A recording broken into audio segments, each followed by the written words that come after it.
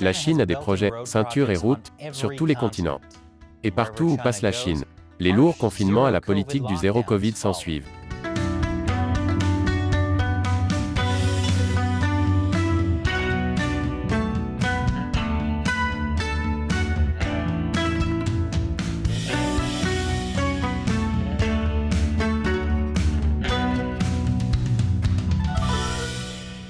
Bienvenue sur Chine non censurée, je suis Chris Chappell. Cet épisode est sponsorisé par PC Doctor Toolbox. Surveillez votre PC pour détecter les pannes logicielles, les défaillances matérielles, et le genre de problèmes qui vous rendent la vie misérable. La politique chinoise du zéro Covid est aussi populaire qu'une bombe puante dans un ascenseur. Zéro Covid signifie désormais être mis en quarantaine de manière parfois arbitraire, ou être contraint au confinement sans accès garanti à la nourriture ou aux soins médicaux. Des séries interminables de tests Covid de masse. Et être suivi par des applications Covid pour déterminer si vous pouvez faire partie de la société. Pas étonnant que les citoyens chinois ne puissent pas quitter la Chine assez vite. Et les travailleurs étrangers ne veulent pas s'en approcher. Mais certains travailleurs étrangers n'ont pas le choix. Et je ne parle pas d'être en poste en Chine. Je veux dire qu'ils sont contraints de suivre la politique chinoise du zéro Covid dans leur propre pays. ABC Australie a découvert que les entreprises d'État chinoises, qui gèrent les projets d'infrastructure de l'initiative La ceinture et la route, appliquent les sévères restrictions Covid-19 de Pékin dans les pays d'Asie et d'Afrique. Cela signifie que des milliers de travailleurs sont confinés de manière quasi permanente, comme dans cette centrale au charbon à Karachi, au Pakistan. Les travailleurs pakistanais disent qu'ils n'ont pas été autorisés à quitter leur lieu de travail sans permission depuis mars 2020. S'ils le font, ils disent qu'ils ont peur d'être licenciés.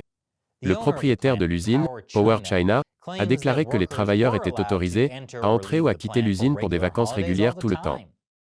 Mais selon ABC, certains formulaires de demande de congé des travailleurs indiquaient qu'ils étaient enfermés dans l'usine depuis 6 mois. Et tout n'a pas été rose non plus lorsqu'ils ont obtenu la permission de partir. Les travailleurs disent qu'une fois rentrés, ils ont été forcés de rester en quarantaine sans être payés. Et dans des conditions plutôt sordides en plus. C'est leur installation de quarantaine. Oui, c'est bien des crottes d'animaux qu'on voit sur le plancher de l'installation de quarantaine. Et si vous vous demandez combien de personnes peuvent dormir dans cette pièce, la réponse est 10. Oui, 10 personnes et les animaux qui leur ont laissé ces cadeaux. Un travailleur a déclaré à ABC qu'il n'y avait parfois ni eau courante ni électricité pendant ces 40 jours de quarantaine. Non pas qu'il s'agisse vraiment de quarantaine, si vous séjournez dans une chambre, avec 9 autres personnes. Un porte-parole de la filiale locale de Power China a affirmé que seules les personnes testées positives devaient rester en quarantaine pendant plus de 2 semaines.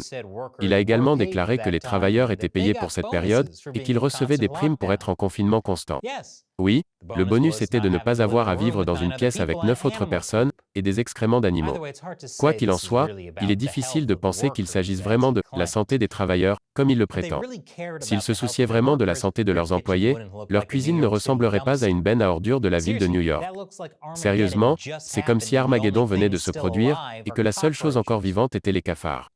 Mais l'entreprise a admis à un régulateur pakistanais que les confinements étaient juste l'option la moins chère pour empêcher la propagation du Covid. Je suppose que le moindre coût est aussi la raison pour laquelle il y avait 10 personnes dans une pièce et pas d'eau courante. Maintenant, vous vous demandez peut-être quand ce confinement du Covid-0 va se terminer. Eh bien, la société n'a pas vraiment de réponse à cette question. Monsieur Zhao a déclaré qu'il y avait eu des discussions entre les cadres supérieurs du projet sur la levée des restrictions après janvier de l'année prochaine, mais que la décision finale reviendrait au gouvernement chinois. Oui, c'est le gouvernement chinois qui fixe les règles pour les travailleurs pakistanais et chinois au Pakistan. C'est probablement la raison pour laquelle l'entreprise ressent le besoin de publier des communiqués de presse enjoués assurant le public que le directeur commercial, Fazal, est heureux de travailler ici. Mais il y a pire. Le Pakistan a déjà levé les restrictions sur le Covid pour les personnes vaccinées en mars dernier. Malgré cela, le gouvernement pakistanais aide la Chine à faire respecter ses confinements en assurant la sécurité. Apparemment, les projets chinois ont besoin de protection parce qu'ils sont controversés au Pakistan. C'est pourquoi des membres de l'armée pakistanaise surveillent la centrale électrique de Karachi. Vu la façon dont ils traitent leurs travailleurs, je ne peux pas imaginer pourquoi les projets chinois sont controversés. Le Parti communiste chinois présente l'initiative La ceinture et la route comme un programme d'infrastructure mondiale. Le parti affirme qu'il exporte son savoir-faire technique au profit d'autres pays. Il se vante du nombre d'emplois locaux créés grâce au programme La ceinture et la route et de la manière dont ces projets améliorent la vie des habitants. Mais ces projets ont aussi quelques inconvénients, si l'on peut dire. Je vous en dirai plus après la pause. Bienvenue parmi nous. Le projet, la ceinture et la route, est maintenant présent dans environ 140 pays. La Chine affirme qu'elle crée des emplois et construit des infrastructures importantes dans le monde entier. Mais ce n'est pas le scénario gagnant-gagnant que la Chine présente comme tel.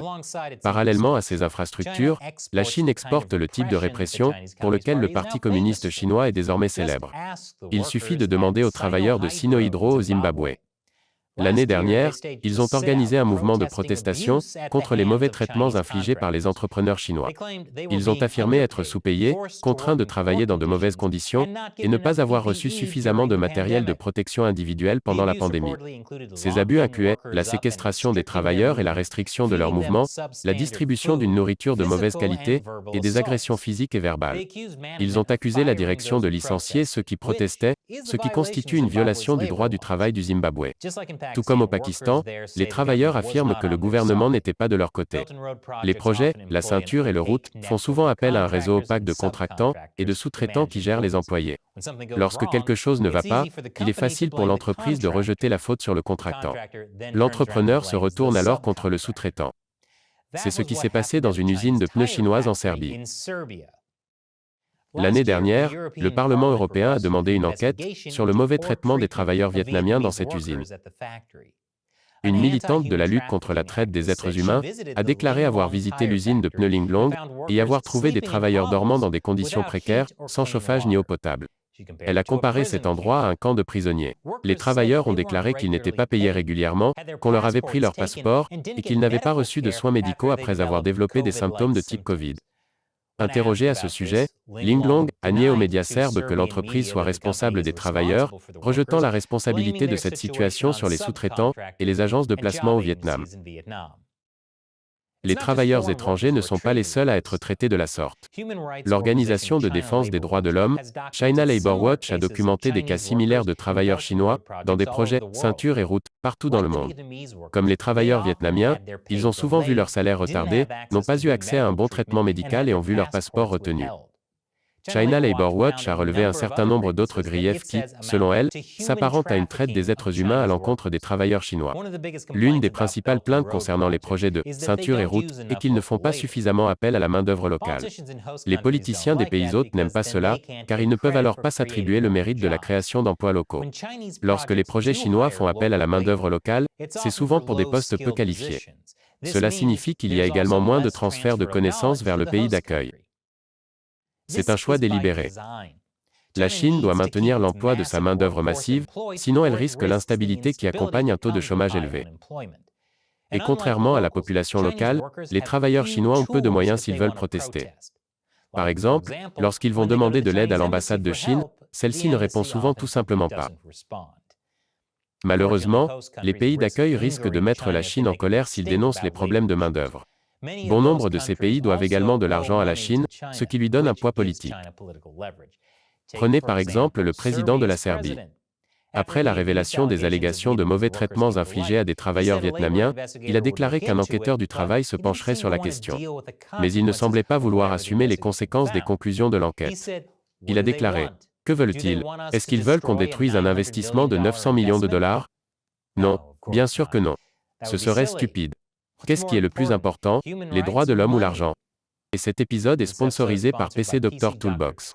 Il existe de nombreuses raisons pour lesquelles votre ordinateur tombe en panne, comme des logiciels défectueux, des défaillances matérielles, et des ralentissements généraux sur les anciens ordinateurs. Et le pire, c'est que votre ordinateur semble toujours tomber en panne au pire moment, par exemple lorsque vous êtes sur le point de faire une présentation, ou lorsque vous êtes en déplacement, et qu'aucun informaticien n'est là pour vous aider. Heureusement, il y a PC Doctor Toolbox avec surveillance à distance. Si vous vous préoccupez de la santé de votre ordinateur et que vous souhaitez disposer d'outils pour prévenir les problèmes système intempestifs, vous devriez utiliser PC Doctor Toolbox. Arrêtez les pannes avant qu'elles ne se produisent. Et nous avons une annonce spéciale pour le public de Chine non censuré. Toolbox est désormais gratuit pour une utilisation personnelle sur un maximum de 5 PC, avec une surveillance à distance gratuite. Utilisez le lien ci-dessous pour vous inscrire et télécharger vos 5 copies gratuites de Toolbox dès aujourd'hui. Je suis Chris Chappell. Merci de regarder Chine non censurée.